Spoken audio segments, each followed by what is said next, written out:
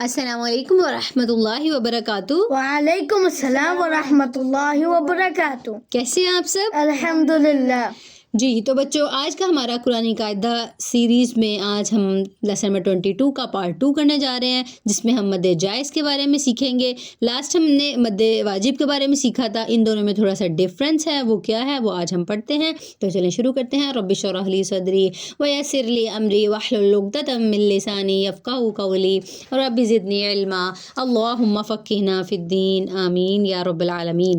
جی، قاعدہ نمبر 2، حروف مدہ کے بعد اگر حروف مدہ اور حمزہ یہ جو ہیں وہ دوسرے کلمے کے شروع میں ہو تو اسے مد جائز کہتے ہیں۔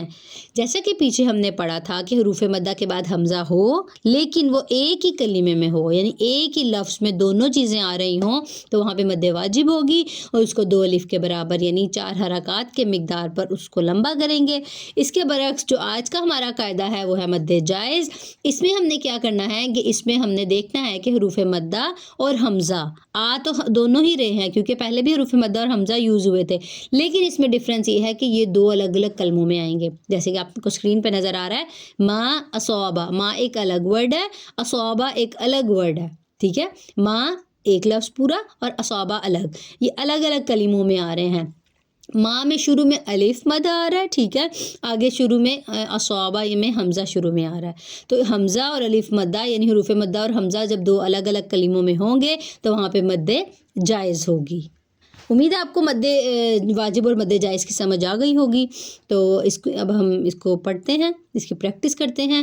آپ نے اس کو 4 حرکات کے برابر لمبا کرنا ہے اور 2 الف، اس کی مقدار 2 الف اور وہ 4 حرکت کے برابر ہے۔ چلیں، اعوذ باللہ من الشیطان الرجیم، اعوذ باللہ من الشیطان الرجیم، بسم اللہ الرحمن الرحیم، بسم اللہ الرحمن الرحیم، ما اصاب، ما اصاب، ماں کو نا آپ نے آواز ناک میں نہیں لے کے جانی، ٹھیک ہے، ماں نہیں پڑھنا، ماں پڑھنا ہے۔ میرا تو تھوڑا سا جو ہے وہ زکام ہو، اس وجہ سے ایسے ہو رہا ہے، لیکن آپ نے کیا اس کو ناک میں نہیں لے کے جانا۔ ما اصاب، ما اصاب، ما اصاب، ما اصاب، یہ جو ما اس کو ہم لمبا کر رہے ہیں یہ ہے، یہاں پہ ہم کہیں گے مد جائز ہو رہی ہے اور اس کو 2 الف کے برابر لمبا کرنا ہے، ٹھیک ہے۔ اور 2 الف کی مقدار آپ کو پتہ ہے کہ جیسے 2 انگلیوں کو ہم نے کیا آہستہ سے کھلی انگلیوں کو بند کرنا اور بند کی ہوئی انگلیوں کو آہستہ سے کھولنا، یہ ہے اس مقدار اس کی۔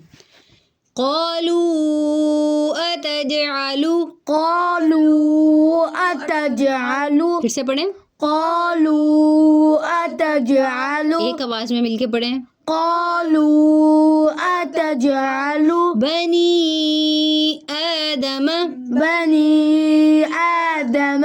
اب یہاں پہ دیکھیں ان تینوں میں حروف مدہ مثال الف مدہ، الف یہ دیکھیں خالی الف سے پہلے زبر ہے، ہمیں پتہ لگ رہا ہے یہ الف مدہ ہے۔ جیسے ہم نے پڑھا کہ حروف مدہ کے بعد یہ حمزہ نظر آ رہا ہے، اصوابہ میں سب سے پہلے حمزہ ہے، ہمیں پتہ ہے وہ حمزہ کیوں ہے، کیونکہ اس کے اوپر حرکت آ گئی ہے۔ تو حروف مدہ کے بعد حمزہ 2 الگ الگ کلموں میں آ رہا ہے، تو یہاں پہ مد جائز ہو رہی ہے۔ اسی طرح اگلے میں دیکھتے ہیں ہم مثال، قالو، یہاں پہ واو مدہ ہو رہا ہے، واو ساکن سے پہلے پیش ہے، اس کے فوراً بعد حمزہ آ رہا ہے، لیکن حروف مدہ اور حمزہ 2 الگ الگ کلموں میں ہیں تو یہاں پہ بھی مد جائز ہوگی۔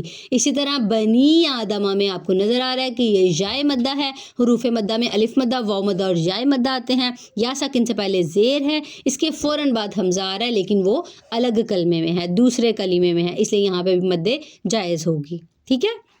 آگے چلتے ہیں، قالوا آمنا، قالوا آمنا، پھر سے پڑھیں، قالوا آمنا، لو کو پھر 2 الف کے برابر یعنی 4 حرکات کے برابر لمبا کریں گے۔ آپ نے تھوڑا سا کم کیا ہے اور نون پہ جو ہے وہ تشدید ہے غنہ کریں گے۔